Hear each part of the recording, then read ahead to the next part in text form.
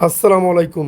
Banking চাহিদায় অবদান রাখতে পারে রাষ্ট্রায়ত্ত ইউনাইটেড ইসলামী ব্যাংক।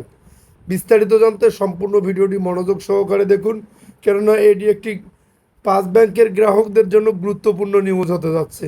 নিউজটি জানার আগে অবশ্যই আমাদের চ্যানেলটি সাবস্ক্রাইব করে পাশে থাকা বেল বাটনটি অন করে রাখবেন পরবর্তী ভিডিওর জন্য। সংকটাপন্ন পাঁচ Islami bank first security Islami bank, global Islami bank, union bank, Exim bank ও সোশ্যাল ইসলামী ব্যাংক একীভূত করে দেশের সবচেয়ে বড় রাষ্ট্রায়ত্ত শরিয়া ভিত্তিক ব্যাংক গঠনের আনুষ্ঠানিক প্রক্রিয়া শুরু করেছে সরকার। একীভূত ব্যাংকের সম্ভাব্য নামও নির্ধারণ করা হয়েছে ইউনাইটেড ইসলামী ব্যাংক। ফলে এই ব্যাংকগুলোর আমানতকারীদের মাঝে ইতিমধ্যেই স্বস্তি ফিরতে শুরু করেছে এবং অন্তর্বর্তী সরকারের এই উদ্যোগকে দেশের আর্থিক খাত স্থিতিশীল করার গুরুত্বপূর্ণ পদক্ষেপ হিসাবে বিবেচনা করছেন খাত সংশ্লিষ্টরা। বিভিন্ন গণমাধ্যমে প্রকাশিত হয়েছে যে নতুন প্রণীত ব্যাংক রেজুলেশন অর্ডিন্যান্স 2025-এর অধীনে প্রণীত এই একীভূত প্রক্রিয়া বাস্তবায়নে আনুমানিক 35,200 কোটি টাকার মূলধন প্রয়োজন হবে।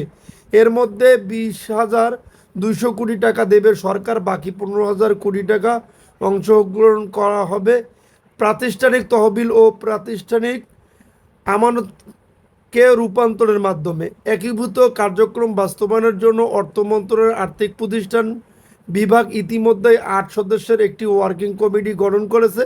এই কমিটির কাজ হলো ব্যাংকগুলোর একীভূত কার্যক্রম বাস্তবায়নের জন্য কর্মপরিকল্পনা তৈরি করা এবং নতুন ব্যাংক প্রতিষ্ঠানের জন্য লাইসেন্স, আরজেএসসি থেকে নিবন্ধন সহ বিভিন্ন ধরনের কার্যক্রমের সময়ভিত্তিক পরিকল্পনা গ্রহণ করা। কমিটির আহ্বায়ক হলেন বাংলাদেশের ব্যাংকের ডেপুটি গভর্নর মোহাম্মদ কবির আহমদ।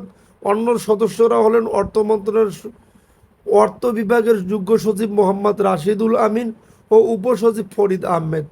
আর্থিক প্রতিষ্ঠান বিভাগের দুই যুগ্ম সচিব শেখ ফরিদ ও মোহাম্মদ সাইদুল ইসলাম, বাংলাদেশ ব্যাংকের রেজুলেশন বিভাগের পরিচালক মোহাম্মদ জহির হোসেন এবং একই বিভাগের দুই অতিরিক্ত পরিচালক কাজী আরিফুজ্জামান ও মোহাম্মদ নাজিম উদ্দিন। কমিটির পক্ষ থেকে দাবি বলা হচ্ছে যে একীভূতকরণের আনুষ্ঠানিক প্রক্রিয়া শুরু হয়েছে এবং অক্টোবরের মধ্যেই অধিকাংশ কাজ সম্পূর্ণ হবে।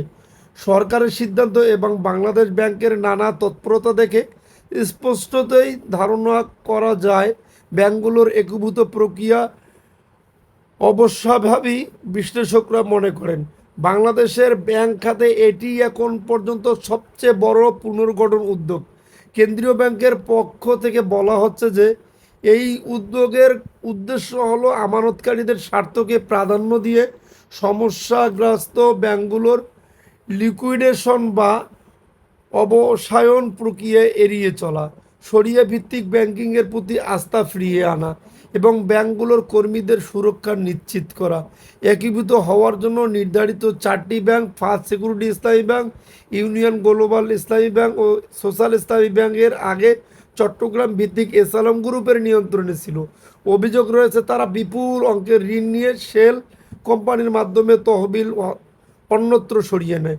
অন্যদিকে এক্সিম ব্যাংক দীর্ঘদিন ধরে নিয়ন্ত্রণ করেছেন নাসা গ্রুপের প্রতিষ্ঠাতা ও বাংলাদেশ অ্যাসোসিয়েশন অব ব্যাংকের সাবেক চেয়ারম্যান নজরুল ইসলাম মজুমদার। আওয়ামী লীগ সরকারের আমলে ব্যাপক লুটপাটের কারণে উক্ত 5টি ইসলামী ব্যাংক মাত্রাতিরিক্ত দুর্বল হয়ে পড়ে। 2024 সালের আগস্টে ফ্যাসিস্ট সরকারের পতনের পর ব্যাংক খাতের সংস্কার অংশ হিসেবে বাংলাদেশ ব্যাংক এসব ব্যাংকের পুরনো বোর্ড ভেঙে দিয়ে নতুন বোর্ড নিয়োগ করে। বৈশ্বিক অডিট ফার্ম দিয়ে করানো ফরেন্সিক অডিটে তাদের নাজুক আর্থিক অবস্থার চিত্র উঠে আসে।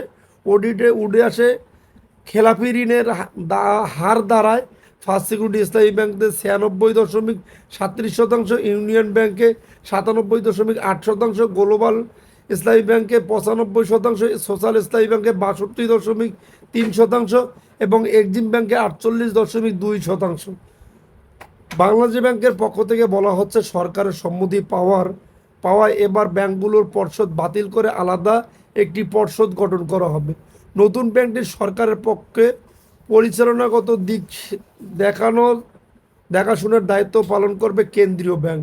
বিভিন্ন পর্যায় থেকে বহু তহবিল নিয়ে ব্যাংকটি 3 থেকে 5 বছর সরকারি মালিকানা চলবে। এরপর ব্যাংকটির লাভজনক পর্যায়ে আসার পর এটিকে বেসরকারি খাতে দিয়ে দেওয়া হবে। আন্তর্জাতিক বহুজাতিক কোনো সংস্থার নতুন ব্যাংকের মালিকানা যুক্ত হতে পারে। ব্যাংকটির বিক্রির পর মুনাফা সহ সরকারের অর্থ ফেরত দেওয়া হবে। গণমাধ্যমে প্রকাশিত খবরে জানা যায়, প্রস্তাবিত নতুন ব্যাংকটির জন্য ইসলামী ব্যাংকিং, আর্থিক খাত, তথ্য প্রযুক্তি ও আইন বিষয়ে অভিজ্ঞ ব্যক্তিদের সমন্বয়ে স্বতন্ত্র একটি পরিচালনা পর্ষদ গঠন করবে কেন্দ্রীয় ব্যাংক। নতুন পর্ষদের দায়িত্ব নিয়ে ইসলামী ব্যাংকিং বিষয়ে অভিজ্ঞ একজনকে ব্যবস্থাপনা পরিচালক নিয়োগ দেবে। 5টি ব্যাংকের অনেক ক্ষেত্রে একই এলাকায় একাধিক শাখা রয়েছে। যদি আপনাদের ভিডিওটি ভালো লেগে থাকে তাহলে অবশ্যই আমাদের চ্যানেলটি সাবস্ক্রাইব করে পাশে থাকা বেল বাটনটি অন করে রাখবেন পরবর্তী ভিডিওর জন্য।